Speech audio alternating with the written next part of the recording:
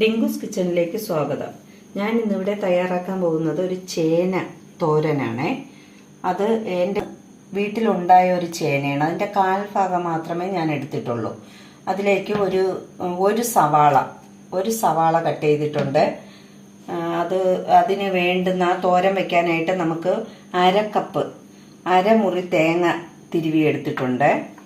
2 അല്ലി വെളുത്തുള്ളി, 1/4 സ്പൂൺ ജീരകം, 1/4 സ്പൂൺ കുരുമുളക് പൊടി, 1/2 സ്പൂൺ മല്ലിപ്പൊടി വറുത്തതാണ്, 1/2 സ്പൂൺ മുളക് പൊടി വറുത്തത്,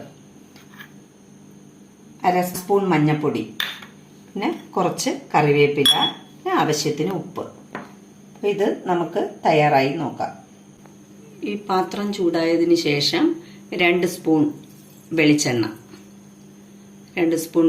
ഒഴിച്ചിട്ട് അതിൽ കുറച്ച്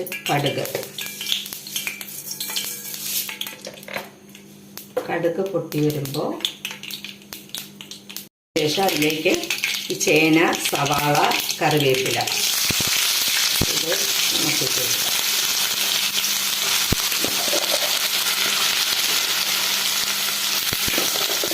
ചേന ചെറിയ പീസായിട്ട് കട്ട് ചെയ്തതാണ്.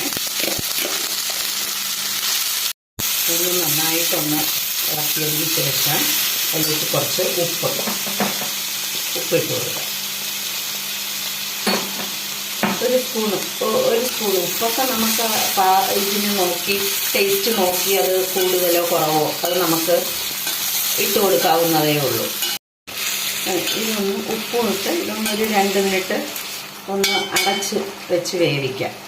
അപ്പോൾ നമുക്ക് ഇതിൻ്റെ അരപ്പൊന്ന് തയ്യാറാക്കിയിട്ട് വരാം. നമുക്ക് അരപ്പൊന്ന് തയ്യാറാക്കിയെടുക്കാം. അതിലേക്കായി ഈ മഞ്ഞൾപ്പൊടി, 1/2 സ്പൂൺ മഞ്ഞൾപ്പൊടി, 2 അല്ലി വെളുത്തുള്ളി, കുറച്ച് 1/2 സ്പൂൺ ജീരകം, 1/2 സ്പൂൺ കുരുമുളക് പൊടി, 1/2 സ്പൂൺ മല്ലിപ്പൊടി, വറുത്ത മുളക് പൊടി. ഇത്രയിട്ട് ഈ തേങ്ങ, ഇതിൽ നിന്ന് കുറച്ച്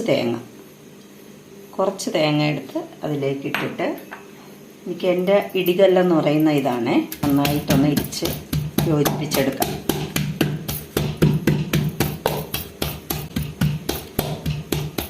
ജീരകം, വെളുത്തുള്ളി, കുരുമുളക്, മല്ലിപ്പൊടി, മഞ്ഞൾപ്പൊടി, മുളക് പൊടി ഇതൊന്ന് ചതച്ചതിന് ശേഷം ഇതിലേക്ക് കറിവേപ്പില ഒന്ന് പിച്ചിങ്ങനെ ഇട്ടിട്ട് അതും കൂടെ ഒന്ന് ചെറുതായിട്ടൊന്ന് ചതച്ച് ഇട്ട് ഇതിലേക്ക് ബാക്കിയിരിക്കുന്ന തേങ്ങ.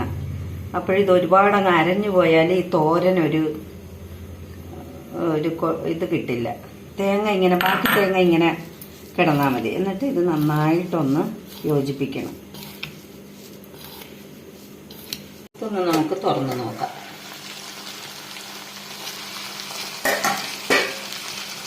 നമ്മൾ വെള്ളം ഒഴിച്ചിട്ടില്ല.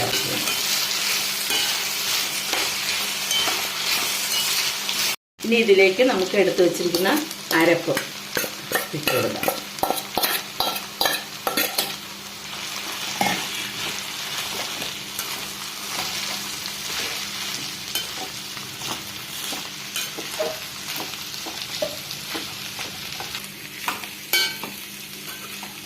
ഒരു 2 മിനിറ്റ് അടച്ചിട്ട് ആ പച്ച ചെവയൊക്കെ ഒന്ന് മാറുന്നത് വരെ ഒന്ന് അടച്ചിട്ടൊന്ന് വേവിക്കും. 5 മിനിറ്റ് നമ്മൾ അടച്ച് വേവിച്ചതിന് ശേഷം നമുക്കിതിനി തുറന്ന് നോക്കാം.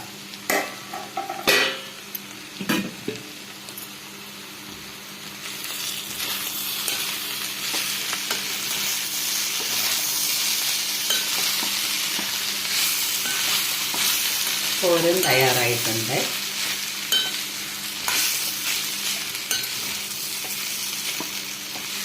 ഇനി നമുക്ക് ഫ്ലെയിം ഓഫ് ചെയ്തിട്ട് ഒരു സെർവിങ് ബൗളിലേക്ക് മാറ്റാം.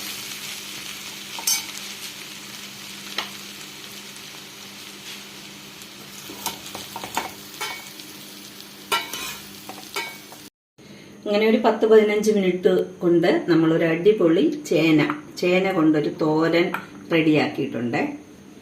ഈ വീഡിയോ ഇഷ്ടപ്പെട്ടിട്ടുണ്ടെങ്കിൽ ലൈക്ക് ചെയ്യണം, ഷെയർ ചെയ്യണം, സബ്സ്ക്രൈബ് ചെയ്യണം. Okay, thank you.